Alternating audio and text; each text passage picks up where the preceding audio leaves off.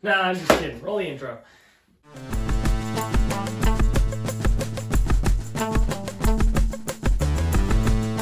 Hello everyone, welcome back. It's been quite some time since the last video I posted, and today we're going to be talking about the Black Macbook, which is not this, as you can see. But I'd like to congratulate the channel on recently passing 100 subscribers. So good job, channel. And that's because of the hard work and dedication of all you guys. Thank you for subscribing. I'm sorry I haven't been posting many videos. I think it's almost been a whole, almost a month, maybe 2 months since I posted last. And the channel has really grown a lot since then, and I'd like to thank you guys for helping me out there. And I've been working on a lot of stuff, and I keep saying but I'm sorry. Anyways, just what I do. This is one of the things, and as you can see, it's a total mess, and there it is again, and we'll get back to that later, in a later video, but I just want you to know that I'm not dead. I am still making stuff, and we're going to have a bunch of videos out soon, I hope. This is just kind of to spice things up and get things going. But today we're going to be talking about the Black Macbook. And so this is what the Black Macbook looks like. And I'm kind of a fanboy for the Black Macbook. It's honestly my favorite laptop, and I've never even owned one, and I've really wanted to, but I'm kind of stingy about those eBay listings. You know, oh, text message. I want it to look good and not have any smudges or cracks. It has to be perfect, basically. And then, of course, I don't want to pay like $2,000 for it, so you get what you get. But the Black Macbook actually launched in June 2008 of 2006, so it's not that old. It's only 14 years, and 14 isn't that much if you're thinking about it. And it launched alongside the other MacBook, the one that you all might know. It's white, and basically these were everywhere on college campuses, so if you were in college around the time 2006, you definitely saw these white MacBooks. They were the biggest hit, and the reason you don't see as many black ones is because the black one actually launched for $150 more. So just for the color, like you don't get any extra specs, you just get the black color. It was $150. And not many people were keen on paying $150 extra just for the black color. But Apple supposed that since it was black, it looked more businessy and they were going to sell more, so they should make it cost more. And well, that's just what they did. They made it $150 more, and not many people bought them. That's why they're so rare nowadays, is you've probably never seen one. It's not because it's a special computer or anything. I mean, it is, but like, it was just a color, and no one bought them, so there's not that many. It was a polycarbonate design, launched alongside the original MacBook, and originally it had a Core Duo, and later updates on the computer, about a year later, they updated a Core 2 Duo, and that's clocked in at about 2.1 gigahertz. So, you know, computing speed hasn't really improved that much, but we're now up to like, what, 6 gigahertz, some hitting 8, and it doesn't really matter nowadays, but back then, 2 gigahertz would get you done. And to run the Lion OS, back when Apple named their operating systems after animals, you remember like Snow Leopard and Lion. Lion was the last one that the Core Duo could run. You couldn't go any farther than that. But the Core 2 Duo could run Lion, and that was about the last operating system that both of them were very functional on. So you originally started out with 512 megabytes of RAM. Yes, you heard that right, megabytes. Nowadays with the 32 gigabytes, we don't get used to the 512 megabytes, but it launched with 512 megabytes and upgradable up to 2 gigabytes. So you're still in the gigabyte realm, but kind of close. And so they shipped with an 80 gigabyte hard drive, and Intel integrated graphics was basically what all of them had. Some of them boasted the NVIDIA chips, but most of them just had the Intel integrated because the NVIDIA chips seemed to be faulty. And ever since then, Apple really hasn't gotten with NVIDIA, if you haven't noticed.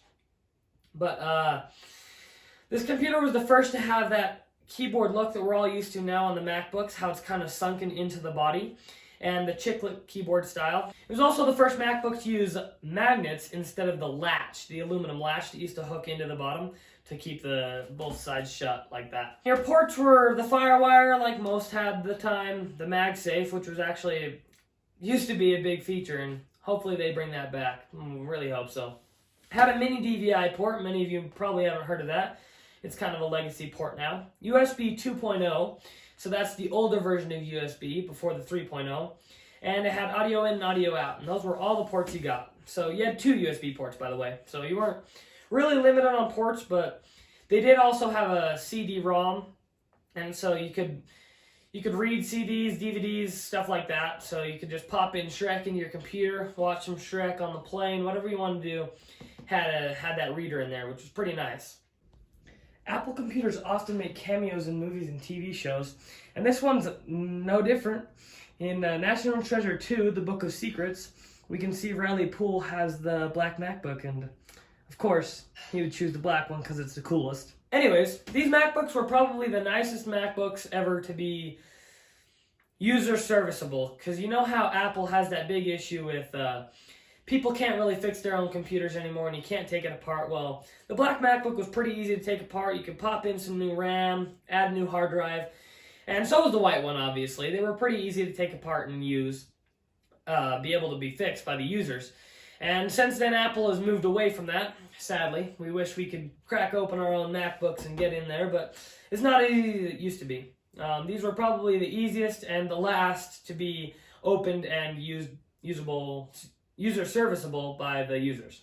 Obviously by the users, user serviceable. Many of them at launch, like the first few months after the MacBook launch, they were having weird issues where they would just randomly shut off and people wouldn't know what was going on.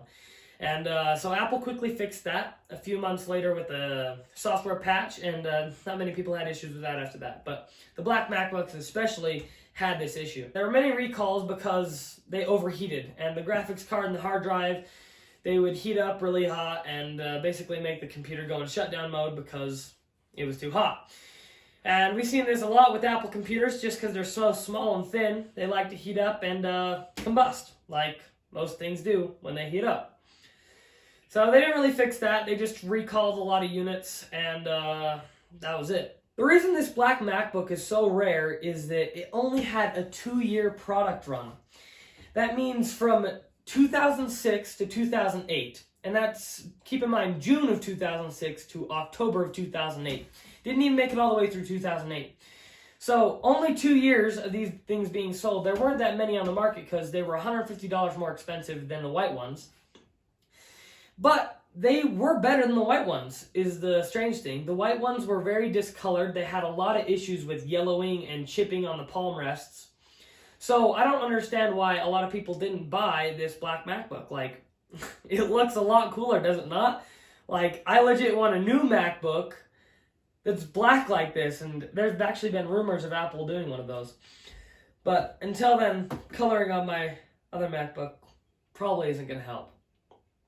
Either way, the rarest of these Black MacBooks are some of the first generation ones that have a Apple logo instead of the command key. You know the little command key thingy that goes the... You guys know what I mean. But the little command key, instead of the command key, they had the Apple logo like they all used to. And the rarest MacBooks, the Black MacBooks, the rarest ones will have that and be black. And they'll also have the Core 2 Duo processor. So you get the best of both worlds with the new processor, the old command key, which looks a lot better, by the way. Apple, please bring that back. Anyways, that is the MacBook I want, the rarest of them all. So other than that, this isn't a very strange MacBook. It's just black, and it has the Apple logo for the key. Like, why aren't they around? Well, people didn't buy them. They were too expensive. $150, you know, they weren't inclined to pay that just for the color. I don't know why I'm holding this plant, but that's been today's video. It might have been a little rambling, I'm sorry, but this is just my fanboy moment for the Apple Black MacBook. If you guys have any comments or questions about the Black MacBook, leave them below. Drop a like if you liked the video, and if you didn't like the video, also drop a like because I know you liked the video. It's not even a challenge. You liked the video. Like the video. Other than that, we'll have some more videos out soon, hopefully on this hunk of junk, if I ever get it working.